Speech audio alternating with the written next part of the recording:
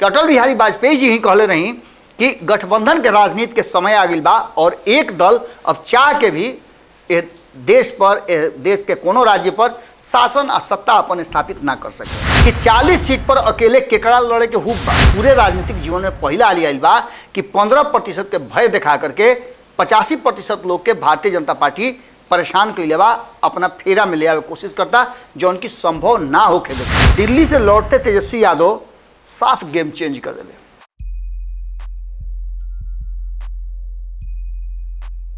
सपना के नगरी में सांच औंजाइल बा, सपना के नगरी में सांच औंजाइल बा, पले पले बदलता मौसम, मामला गड़बड़ाइल बा। गोड़ लागत नहीं हेरा से अभिनंदन बरुआ लोग के खूंटा ठोक है और आज फिर से रुआ लोग के सामने बिहार के राजनीति के फिर से जो भीतरी से निकाल के खबर ले बनी उ रुआ लोग के सामने रखा तनी। दिल्ली से लौट के अले है, रुआ लोग पते बा कि तेजस्वी यादव के पुत्री रत्न के प्राप्ति भइल है, लगातार उनका आना जाना दिल्ली लागल बा। ये बीच में विधानसभा के सत्र भी चलता था, विधानमंडल के सत्र भी। आज सत्र में सुबह से ना नजर अले है, लेकिन जब कल नज़र ना आइले तो लोग पूछे लागल कि आखिर कहाँ बढ़े। अचानक से तेजस्वी यादव दिल्ली से लौटते एकदम बिल्कुल चेंज हो गई रहा। जो बयान दिले वो बयान भी लोग बताई और वो बयान के मायने भी लोग के बतावे के हुई कि आखिर वो बयान के माने का बा। बिहार लगातार जातीय आंकड़ा के हिसाब से अपन गणित बैठावेला और वही गणित पर राजनीतिक दल के नेता अपन अपन रोटी से केले। जातीय जो रणनीति बा और राजनीति बा एकरा में अक्सर तेजस्वी यादव के हाथ सबसे ऊपर रखल जाला, कारण कि उनकर वोट बैंक सबसे ज़्यादा 15% बा। उनका जाति के हम बात कर रहा बनी। एकरा साथ साथ लालू प्रसाद के कारण मुस्लिम समाज के वोट भी उनका भीरी आ जाला। ये चलते MY समीकरण के उनकर पार्टी कहल जाला। लेकिन ये सबसे बड़ा बात, दिल्ली से लौटते तेजस्वी यादव साफ गेम चेंज कर दिले। तेजस्वी यादव के कहना रहे और वो इस बात पर पूरा डिटरमाइन बढ़े कि 15% लोग के भय दिखा करके 85% लोग के भारतीय जनता पार्टी डेरवले बा। एक मतलब रुआ समझ गई नहीं। आवे वाला जो चुनाव हुई 2024 के ओकरा पहले जमीन और प्लॉट अपना अपना नामे करे के प्रयास शुरू हो गई बा।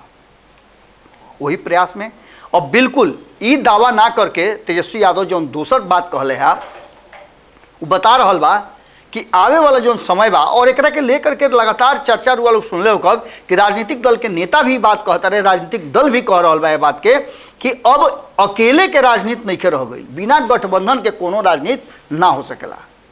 तेजस्वी यादव के बात में कितना दम बा रुआ लोग कुछ दिन पहले याद करी कि यह बात के लेकर के उपेंद्र कुशवाहा कहले रहन कि जे शोषित रहे पहले वो अब शोषण करता, आज जरा के कहल जाता है कि शोषण करत रुए वो आज शोषित बा। स्थिति एकदम बिल्कुल बदल गई बा ये पिछला 30-35 साल में। कारण बा कि OBC के राजनीति बहुत तेजी से आगे बढ़ल बा और यही समाज से अक्सर केंद्र से लेकर के राज्य तक कई राज्य में सरकार चल रहा बा। इस सारा बात के लेकर के तेजस्वी यादव के बात के मायने रुआ सोची, कारण कि तेजस्वी यादव अब चुनावी मोड में आ गई बड़ा और हर हाल में नीतीश कुमार के साथ चुनाव लड़े खातिर तैयारी करता, जौना से कि नीतीश कुमार दिल्ली चल जास और उनका बिहार के गद्दी प्राप्त हो जाए। अब यह पूरे मामला में तेजस्वी यादव के बयान पूरे राजनीतिक जीवन में पहला आइल बा कि 15% के भय दिखा करके 85% लोग के भारतीय जनता पार्टी परेशान कैले बा, अपना फेरा में ले आवे कोशिश करता जो उनकी संभव ना होके देव जा। ये मामला पूरा एकदम समझ ली रुआ कि सासाराम वाला ओकरा अलावे भागलपुर में जो भइल, मुजफ्फरपुर में कहल जा रहा बा तथाकथित रूप से कि ये सब हो रहा बा, नवादा में जो मामला भइल ओकरा के लेकर के भारतीय जनता पार्टी ओकरा के ज़्यादा हाइप कर रहा बा। आज ओकरा के लेकर के जो चर्चा हो रहा बा ओकरा एक दिन पहले ही विधानसभा के विधानमंडल के कार्रवाई के अंतिम दिन सत्र के अंतिम दिन बहुत कुछ झमेला भइल। हंगामा 2 दिन से चलत रहे, यहाँ तक ले कि जीवेश कुमार के मार्शल आउट भी करे के पड़ल, लेकिन ओकरा बाद भी भारतीय जनता पार्टी पूरा हंगामा करके दोनों सदन में बेल में आयल, जना के लेकर के ये बात अब स्पष्ट हो गई कि 2024 के चुनाव के रणनीति और तैयारी शुरू हो गई। बीच में बिहार विधानमंडल के एगो सत्र और हुई। अब इस सारा चीज़ के लेकर के सबसे बड़ा जो सवाल खड़ा हो रहा बा कि 40 सीट पर अकेले केकड़ा लड़े के हुब बा, के 40 सीट पर लड़ी, केहू तैयार नहीं है। भारतीय जनता पार्टी जो अपना के दुनिया के सबसे ज़्यादा संख्या वाला पार्टी कहले, वो भारतीय जनता पार्टी बिना ओठंगन के उना चल सकेले। और वह देखल नहीं कि कभी कभी फेड़ पर आम ढेर लदा जाला तो एगो ओठंगन लगावल जाला, थूमी बेथूमी के चले खातिर भारतीय जनता पार्टी भी तैयार नहीं है। तो दूसरा तरफ ये बात याद हुई कि अटल बिहारी वाजपेयी जी ही कहले रही कि गठबंधन के राजनीति के समय आ गई बा और एक दल अब चाह के भी देश पर देश के कोनो राज्य पर शासन और सत्ता अपन स्थापित ना कर सकेला। हालांकि कई राज्य में ऐसा बा, लेकिन केंद्र के राजनीति के लेकर के खास उनकर कहना रहे। अभी भी कई राज्य बाड़न जौन में गठबंधन के राजनीति चलता, भले ही अकेले दम पर उस सरकार बनावे में सक्षम बाड़े, लेकिन चूंकि गठबंधन में चुनाव लड़ल बाड़े तो गठबंधन के साथी लोग के पूरा प्रतिनिधित्व देवे के पड़ेला।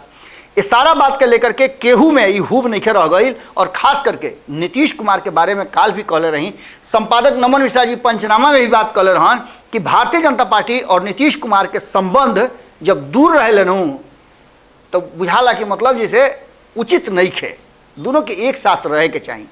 इस संभावना ये बात के चर्चा भी हो रहा बा।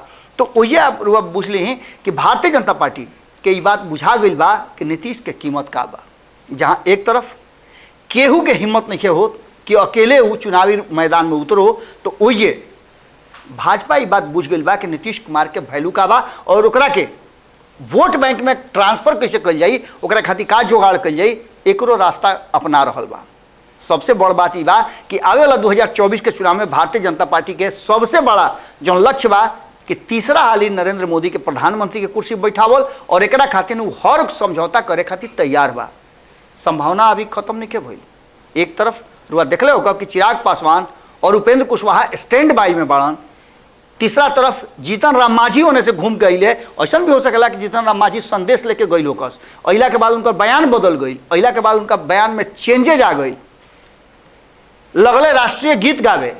एक मतलब रुआ समझी कि कुछ ना कुछ बात जो के पर्देदारी बा। और अभी विधानमंडल के सत्र समाप्त होइला के बाद असल राजनीति अब शुरू हुई और खुल के 2024 के तैयारी शुरू हुई, जौना में अलग अलग तरह के बयान के मायने हमनी के निकाल के रुआ बताइब जा। और भीतरिया बात होला तो हमनी के निकाल बतेबे कर ले जा। आज यही विदा दी ना, कल फिर भेंट करे के वादा के संगे निकलता नहीं। आज कुछ और भी जानते बनी रुआ काम बा, कल पूरा दिन थाकल बानी। आज भोरे भोरे रुआ लोग से इजाज़त लेके फिर आवे के वादा के साथ है। तब तक ले रुआ लोग कमेंट बॉक्स में अपन विचार जरूर लिखब। सब है गोड़ लागत है।